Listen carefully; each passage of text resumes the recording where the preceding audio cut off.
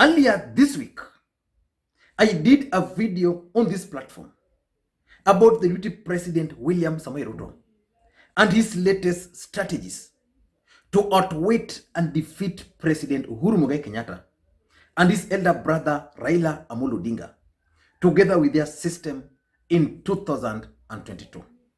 And in that video, I explained these latest strategies. And if you missed that video, I'm going to put the link to that video below this particular one. But in short, I explained the strategies.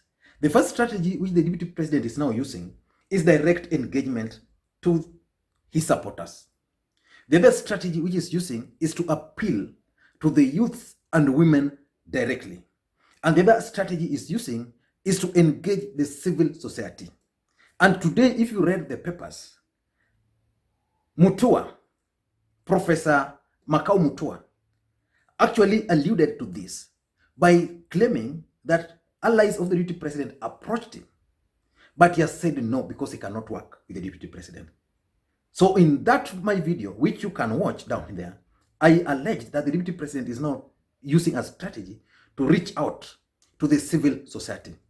And also, the Deputy President has decided to stay put in Jubilee Party, because by bolting out, he's going to give these guys opportunity to embarrass him further away from government, and again, he cannot use government structures for his campaign. And lastly, the Deputy President is also planning to use the church. But what next after those strategies? He has used them so well. Will those strategies guarantee the Deputy President the presidency in 2022? My answer is no. So the Deputy President is now going further, and his focus is IEBC. He's going further, and his focus is IEBC.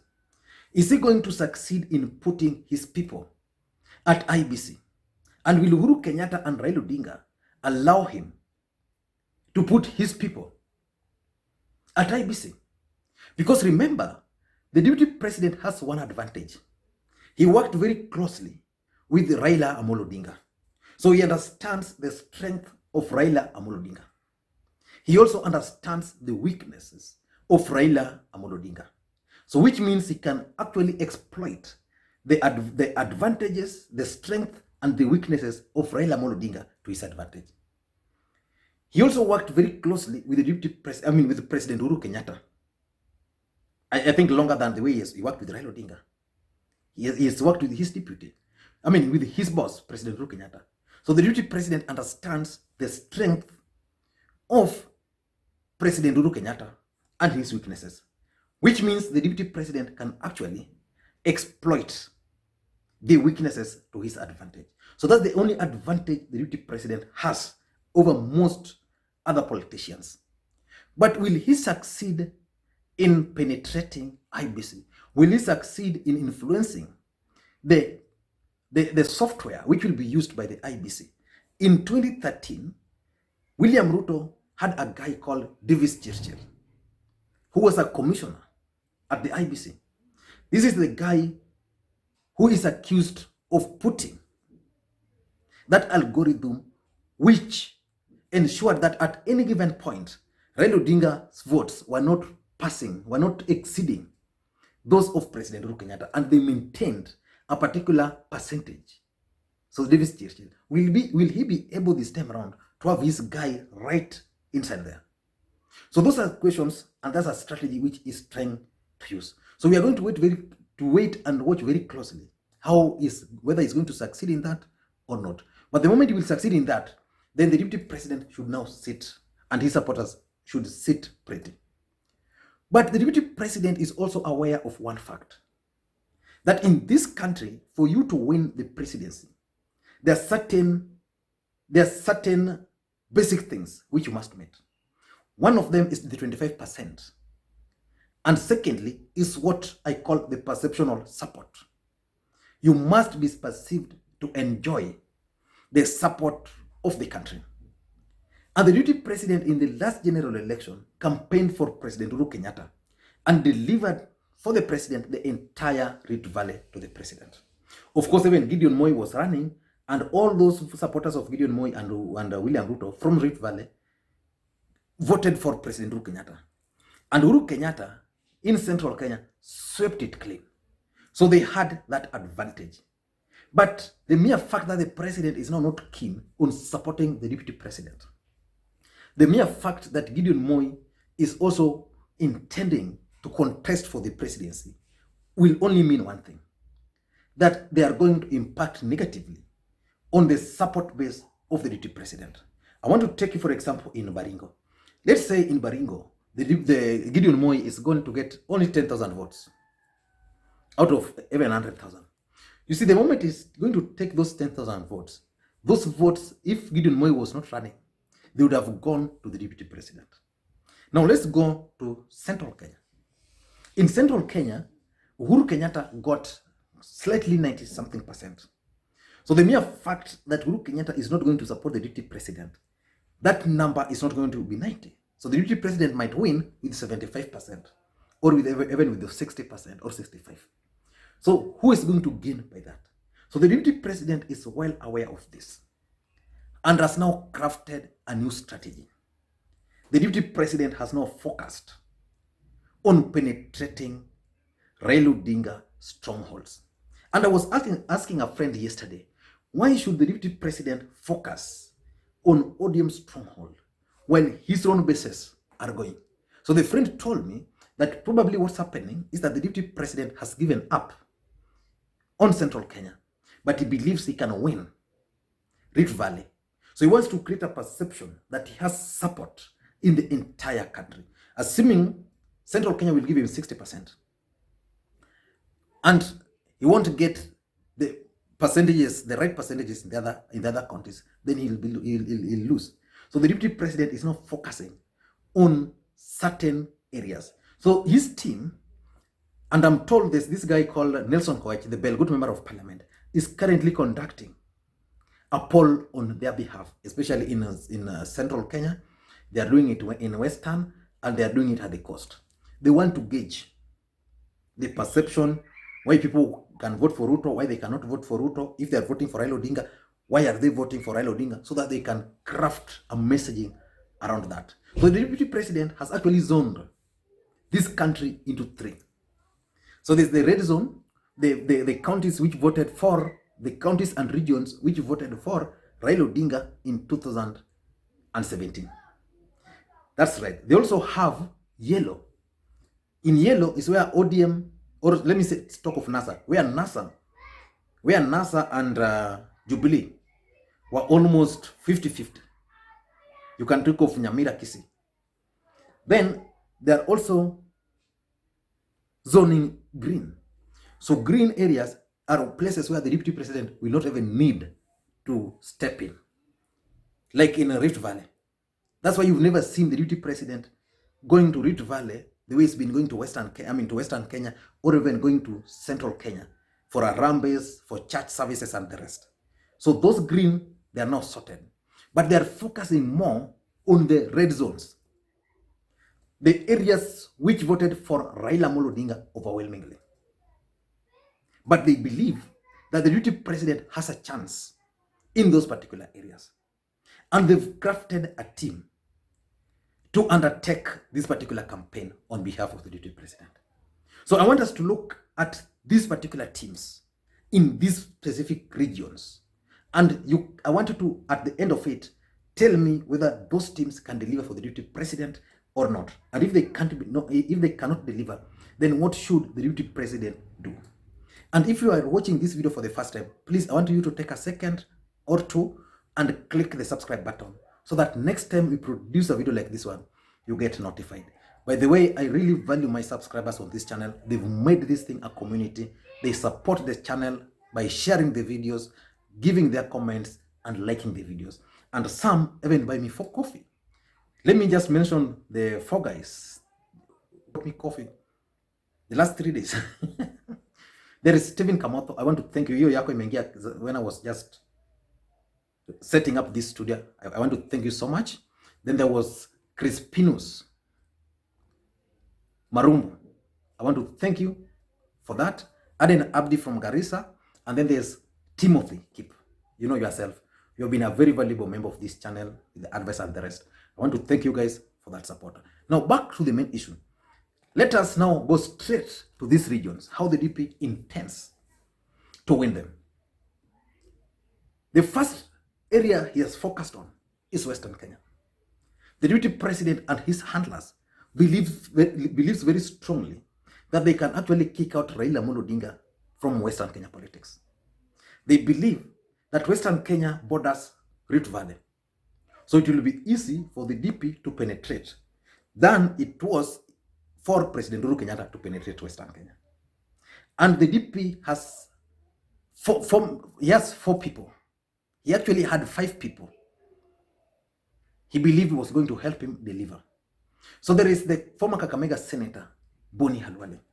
And for those who've been following Boni Halwale, he's been causing drama here and there.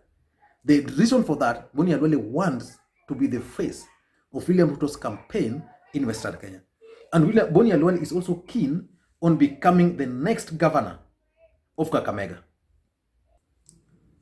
So I want to ask you, do you think Boni Halwale can deliver? The other guy is Didmas Baraza. Didmas Baraza has been trying the way he can.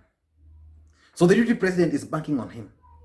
Then there is Benjamin Washiali, the former majority whip at the National Assembly. So whether Washiali is going to deliver or not is still something, probably it's you guys who can judge. And then there is Ababu Namwamba, the former Budalangi member of parliament. Do you think Ababu Namwamba can help William Ruto win back Busia County? Then apart from those guys, there was Rashid Echesa. But I don't know so far how Rashid Echesa is going to manage. I still don't know up to now. But those are the people he's depending on in Western Kenya. And for those who follow Western Kenya politics, when Rashid was a cabinet minister, there was a beef between Rashid Echesa and Benjamin Washiali. Because Benjamin Washiali believed that he was the majority whip. And therefore he had upper hand and the senior most politician from Western Kenya. And Rashid Echesa was a cabinet minister. He also believed that as a cabinet minister, he should be the link between these guys and William Ruto. So will that team deliver? Then the other area the deputy president has set his eyes on is at the coast. The deputy president believes strongly that the people of coast can vote for him, and that the people of coast have voted for Raila Odinga all along, and they've never succeeded. He believes that they could not vote for President Uhuru Kenyatta because of the historical land injustices, which is being blamed on Mzee Jomo Kenyatta. So the deputy president is crafting a strategy on reaching out to these people. So initially when Jubilee took power, the deputy president did something. He embarked on a journey of winning the ODM leaders from that region. And indeed, he made very good progress. But the handshake again changed everything. And some of the leaders who rushed to him because he was in government have now slowed down because Raila Odinga is now in government and the deputy president has been kicked out. But one lady who has remained with William Ruto is Aisha Jumwa.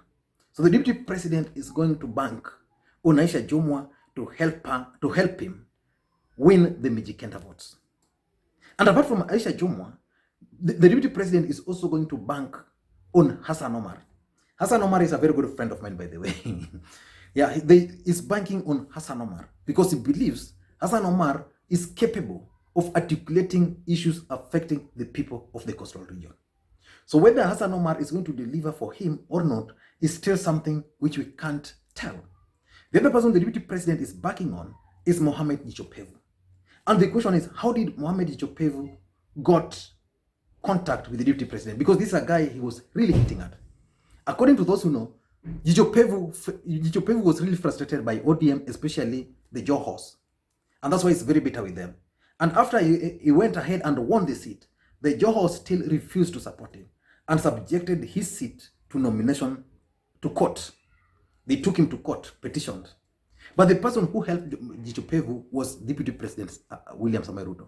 And that's why he's still sticking with him up to now. So he believes Mujicho Pevu and his background will help him, because he managed to win as an independent, can still win for him in in Mombasa.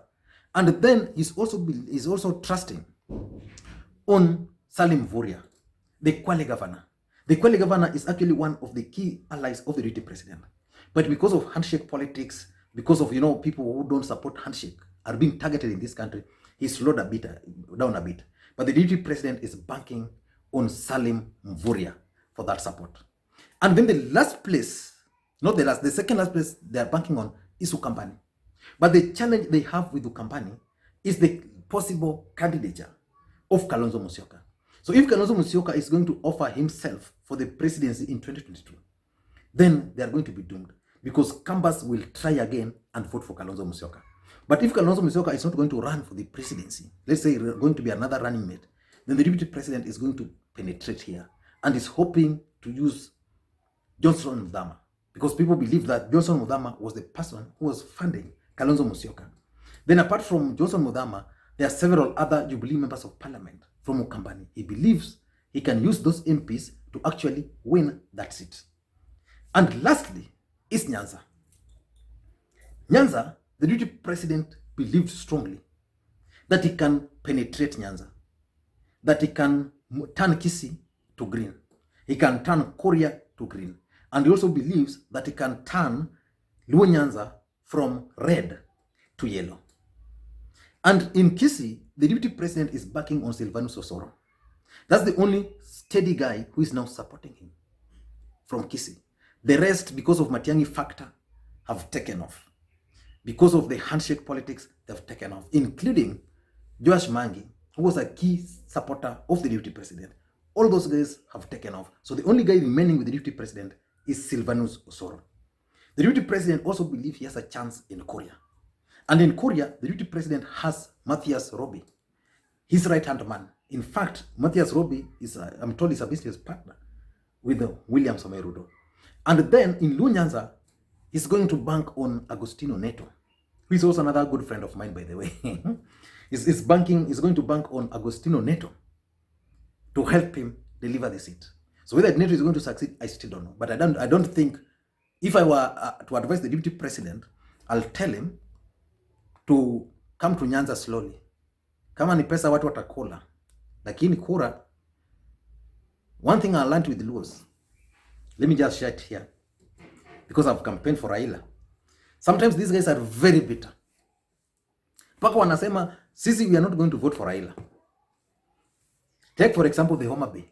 Those guys were so bitter that Oyugi Magwanga was not given the certificate. Was actually robbed his certificate. So they were so bitter.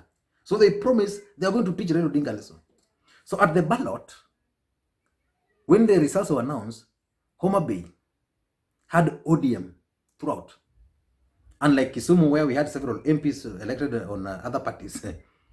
And for Raila, he got the highest percentage, I think, from Homa Bay. Although Awiti and Magwanga, the contest was better. So that's how it goes are.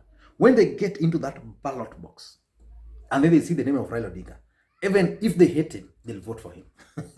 So I don't know how he's going to do that. My friend Neto kona kazi ngumu hapo sana. Then there's a Yugi Mbota. We alikonga jamu wa stage hapa. So during the 2007 elections, he was an activist.